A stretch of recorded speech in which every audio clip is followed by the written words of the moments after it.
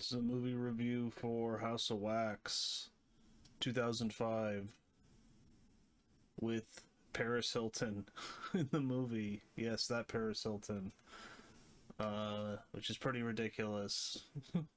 But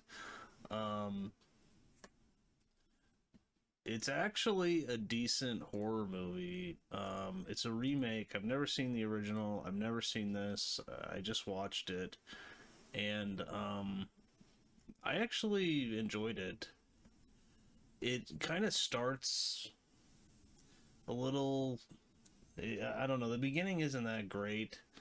Something in this movie kind of reminds me of Michael Bay.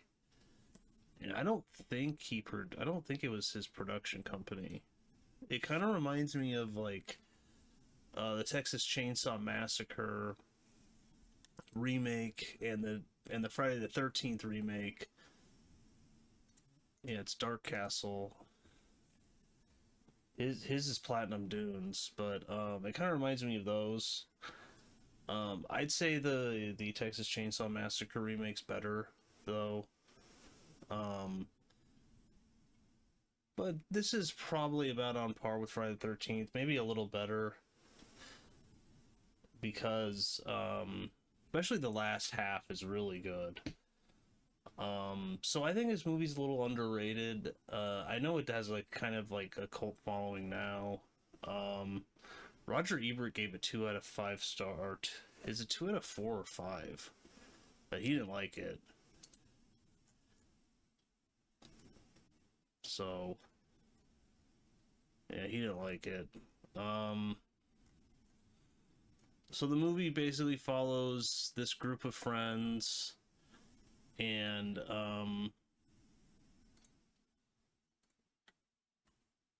has Alicia Cuthbert in it, who, okay, she's in The Girl Next Door. Yeah, I was like, what is she in? She's in Love Actually. Okay, yeah, she's the daughter of Sutherland in 24. That's it.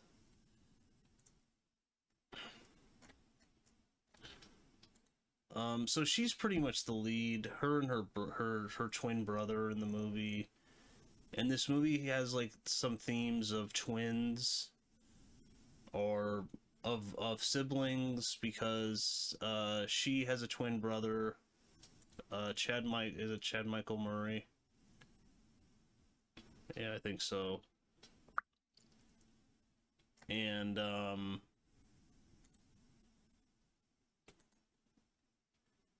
basically and then the villains in the movie are two brothers, and you know, she's like the good sibling, he's the bad sibling. He's had a history of jail and breaking the law.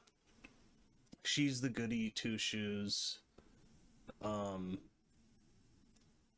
there's some back and forth there, and then there's these two brothers, and one of them is scarred because at birth they were like combined pretty much at their skulls, and the dad, who was a surgeon, cut them apart, and one of them has a horrible scar on his face, and he wears this wax mask on his face. The other doesn't have a scar though, so it's kind of like, well, how does that work? I guess it's like on the back of his head. I don't know. You never really see it, but so yeah, so it's pretty good. They're kind of traveling across the country. They're going to a football game. They camp at this place, and in the middle of the night, this truck comes by, and they start yelling at it, and Cuthbert's brother throws a beer bottle at the headlights, breaks the headlight, and then the truck just leaves. So they're like, okay. But then they're about to leave, and one of their cars, he has like an old muscle car. I think her boyfriend, and the belt is taken out, is broken, so they cut the belt, and then so some of them leave to go to the football game. Paris Hilton and her boyfriend, and some others, but she and her boyfriend and her brother. Oh no, no, her brother actually goes to the football game, but her and her boyfriend stay back to get the belt for the car to fix it. He doesn't want to leave his car there, which I totally understand. And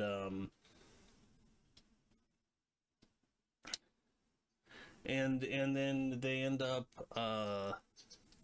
getting a ride from this other guy who collects like roadkill and throws it. I don't even know, and that's what his job or something.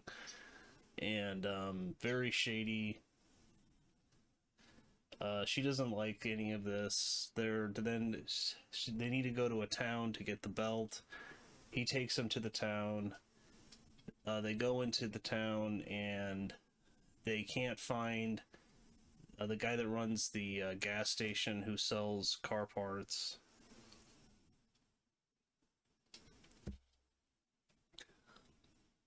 They can't find him.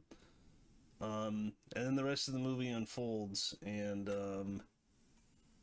I think it's pretty good. The director produced The Shallows. He directed Orphan, which I watched a while ago, which I liked, but it's been a long time. Oh man, he directed Black Adam. What? Wow. I really did not like Black Adam. He did Jungle Cruise. Never seen it. Oh, he directed The Shallows. I think I've seen that. He did Unknown, which is okay. Liam Neeson. Nonstop, Run All Night. I don't know. I liked those movies. They're not great. I think this is probably his best movie. Man, he did Black Adam. Wow. See, that movie has like no. That movie's just boring. I don't think it has much visual style. This does. I mean, it is kind of like Michael Bay-esque, so that's why the first like third of the movie, I don't know. I was kind of like, I don't know if I like these people. They seem kind of obnoxious. I don't like the look. I don't really like the look of the movie, but I don't know. Once you get into the second half, it kind of grows on you, and you start to like the characters. You start to understand them more, especially her and her brother. Um, and like I said, there's this theme of like siblings and um, like duality, kind of. So it's an interesting movie. Um, I know it's a remake of like a old movie from like the 50s. Never seen it. I think Vincent Price is in it. So I'll get into spoilers now. Um, so they go there, then they end up at a house, because the guy who owns the gas station, he is at a church for a funeral, and he says, he takes him to the gas station. And well, he says he'll be there in like 30 minutes. They're kind of walking around town. Then there's a House of Wax museum. They go in there, and there's these statues of wax figures, and they're really well made.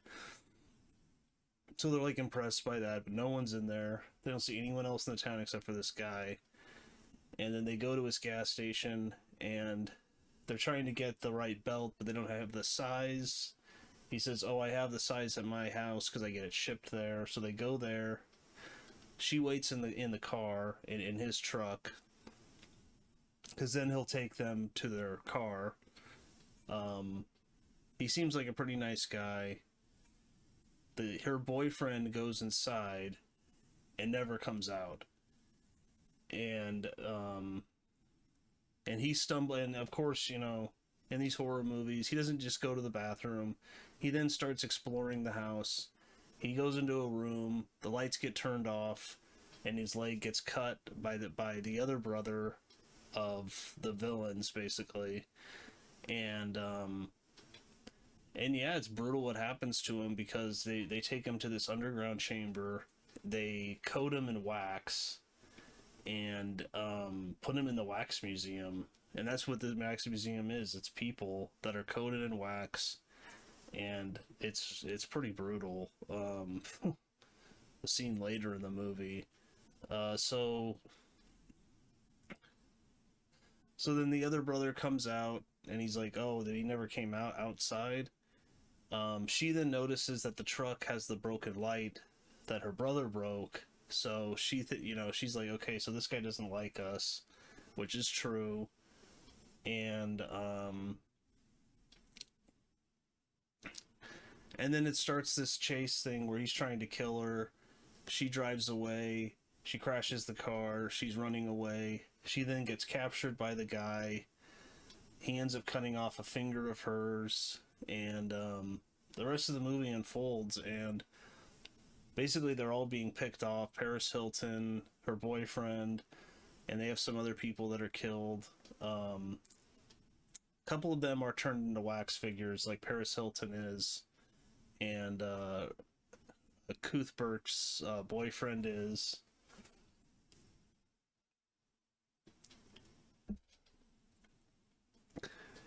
And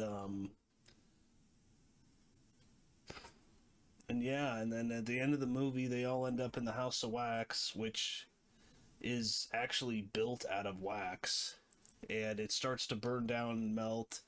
And that was probably the coolest scene in the movie, because the whole place is melting, all the wax figures are melting, they have skeletons inside of them, and her boyfriend was turned into a wax figure, but he's still like alive inside. It's he's like moving his eyes.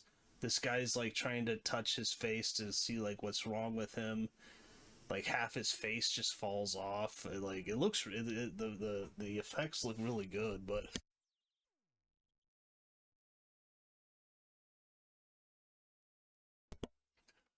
excuse me. But yeah, and then both brothers end up dying. One falls on top of the other, basically reuniting as they were born, you know, melted together with wax over them. As their skin is melted together, kind of like how they were born with their skin melted together on their heads. So, it's got some nice themes in the movie. Um, I think it's pretty well done. I mean, I didn't think it was like, you know, the greatest horror movie ever made, but it's pretty good. I'd say it's this director's best movie. I can't believe he directed Black Adam. That movie's so boring and terrible, um but yeah, it's a good horror movie. It's you know, for all the bad remakes, I mean, this is a good one, I'd say. And I think it's kind of underrated. So yeah, check it out. It has some nice themes in it. It's not just like, you know, a killer slasher movie. So which I like those movies, but it's got some other things going on, I'd say. But that's about it. Like, comment, subscribe, and that's it.